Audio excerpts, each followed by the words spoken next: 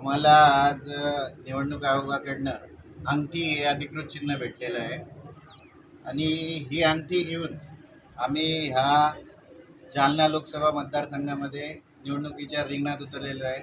आणि आमचा पक्ष, जसं मी पहिल्यांदा पण सांगितलं होतं की ह्या जालन्यातून आमच्या पक्षाचा उगम झालेला आहे की ओबीसी बहुजन पार्टी ही ओबीसी एल्गार मोर्चातून जन्माला आलेली आहे. आणि आमचा उद्देश ओबीसीच्या आरक्षणाचं संरक्षण करणं, ओबीसी जात न्याय जनगणना करणं आणि धनगर आरक्षणाचा मुद्दा असेल, ह्या सर्व मुद्द्यावर आम्ही निवडणुकीच्या रिंगणात उतरलेलो आहे.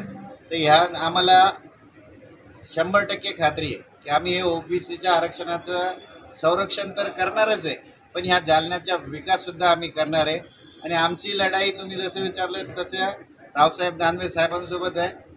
पण मला नाही वाटत की ते ओबीसीच्या जे जनता आहे त्यांचा आक्रोश किंवा जे त्यांचं हे इच्छा आहे आणि ही जी ओबीसीची लाट आहे, सुप्त लाट आहे, तिच्यासमोर ते टिकतील असं मला वाटत नाही. आणि विजय आमचा निश्चित आहे.